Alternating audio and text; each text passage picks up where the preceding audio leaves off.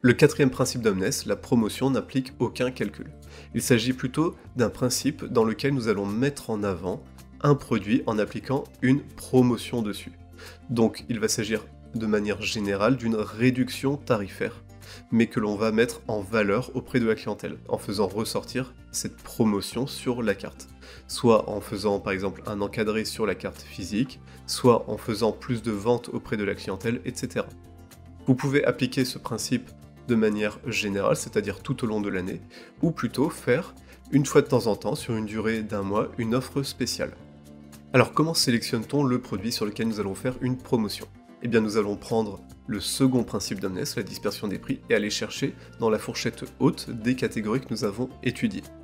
À partir de là, nous changerons ce tarif-là pour qu'il atteigne la fourchette médiane. Cela nous permettra d'améliorer la valeur perçue par la clientèle, de baisser réellement le tarif d'un produit afin d'en vendre plus et donc de pousser la vente. Nous mettrons en avant au maximum ce produit, mais il faudra cependant faire attention lors de la sélection et du changement de tarif à ce que la marge unitaire reste suffisante pour financer cette promotion. Revenons-en aux exemples de cartes que nous avons vus précédemment. Pour les plats, nous pourrons prendre burger frites, poulet rôti pommes de terre ou steak frites. Et pour les desserts, nous pourrons prendre la mousse au chocolat ou le tiramisu. Ainsi, nous arriverons à baisser les tarifs et à attirer l'attention de la clientèle sur ces produits-là. Nous en avons donc fini avec les 4 principes d'Omnes, il est maintenant temps de faire une synthèse de tout cela. Bien sûr, lorsque vous appliquez les principes d'Omnes sur vos différentes catégories, il faut les synthétiser. Vous pouvez bien entendu appliquer les principes un par un, mais si vous pouvez les mettre en commun pour chaque catégorie, vous arriverez à prendre de meilleures décisions. J'ai donc repris pour chacun de nos exemples de cartes de plat ou de dessert les différents résultats que nous avons eus. J'ai repris le respect ou non des principes et les différentes valeurs obtenues. Parce qu'il est important de savoir si nous respectons ou non ces principes, mais également de connaître dans quelle mesure nous les respectons ou non. Cela nous aidera à prendre des décisions. N'oubliez pas que les principes d'Omnes ne sont pas quelque chose qui est gravé dans la roche.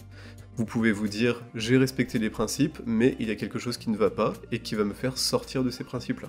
A l'inverse, vous pouvez vous dire « je n'ai pas respecté ce principe, mais je sais pourquoi et ça me convient très bien ».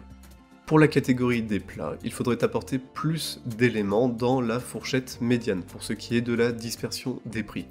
À partir de là, nous pourrons refaire une étude et voir où nous en sommes exactement, que ce soit pour l'ouverture de gamme, puisque si nous changeons des tarifs, nous pourrons nous retrouver avec une ouverture de gamme un petit peu différente, et voir si nous respectons également la dispersion des prix.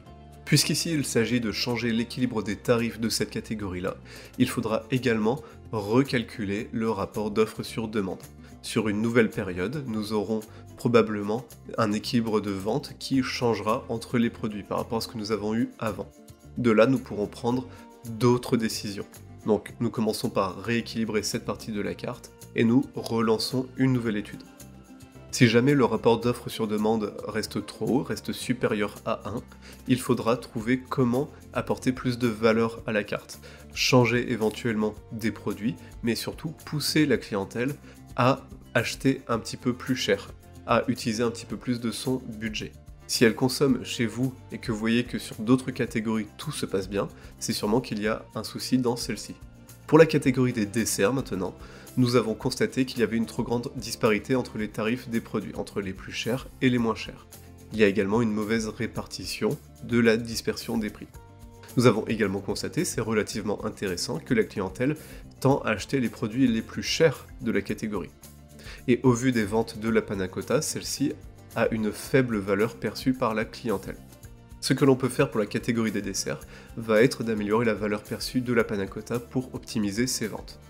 À partir de là, nous allons pouvoir augmenter son tarif et améliorer la qualité de ce qui est vendu à la clientèle. Si nous arrivons à faire les deux, nous arriverons à en vendre plus et donc même éventuellement à améliorer le panier moyen de la catégorie. Si vous ne souhaitez pas forcément le faire, que vous n'avez pas d'idée ou que vous vous dites que c'est peine perdue, autant retirer ce produit-là de la carte. Ce sera beaucoup plus simple et ça fera un gain de temps au niveau de la production. Mon nom est Florian Astier, j'accompagne les restaurateurs dans leur gestion quotidienne et dans le développement de leur entreprise. Je suis l'auteur de La gestion en restauration et du nouvellement paru Métier de bouche, la gestion des stocks de A à Z. J'espère que cette vidéo vous a plu. Pensez à vous abonner, à mettre un j'aime et à la partager au plus grand nombre. Sur ce, je vous dis à bientôt. Au revoir.